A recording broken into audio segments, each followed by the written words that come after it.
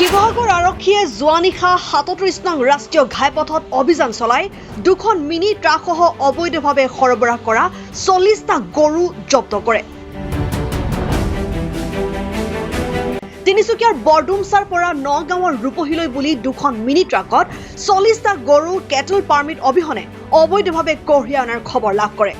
সেই অনুসৰি আৰক্ষীয়ে শিৱসাগৰৰ জেঙনিকটীয়াৰ ৩৭ নং ৰাষ্ট্ৰীয় ঘাইপথত অভিযান চলাই ৪০টা গৰু জব্দ কৰাৰ লগতে AS01RC 8013 AS25FC 8507 নম্বৰৰ বাহনসহ ৫জন লোকক আটক কৰে।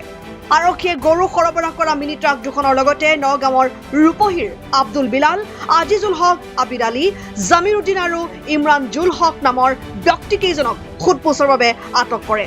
পাইছিলা হা কি আনিছিলা? তুমি কোৱা কিমান আছে? 18টা গৰু। মাইকী গৰু আনিছা নে? মাইকী মতা দমৰা সব আছে। ক'লৈ নিছিলা? এই নগাঁও ৰূপহী। কেইখন গাড়ী আনিছিলা? আমাৰ এখন। কেটেল পাৰ্মিট আছে নে? কেটেল পাৰ্মিট নাই, ৰচিদ আছে। কেটেল পাৰ্মিটটো নাই। গাড়ীৰ কেটেল পাৰ্মিট সেইটো মই বুজিব নোৱাৰোঁ, সেইটো মালিকেহে বুজে। মালিকৰ নামটো? মালিকৰ নামটোতো ইমৰান হুছেইন। ইখনৰ গাড়ী মালিকৰ বেলেগ নেকি?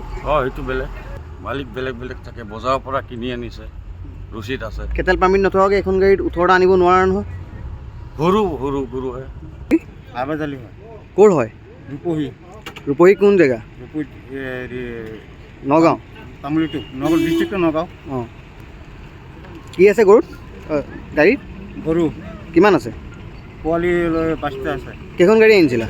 2খন। ইখন গাড়ীত কেইটা আছে? এইখন কেইটা হ'ব নোৱাৰো। মই ইয়াৰ পৰা বাংলাদেশ পঠিয়াবা? নাই নগাঁও। ইয়াতে পঠিয়াবা?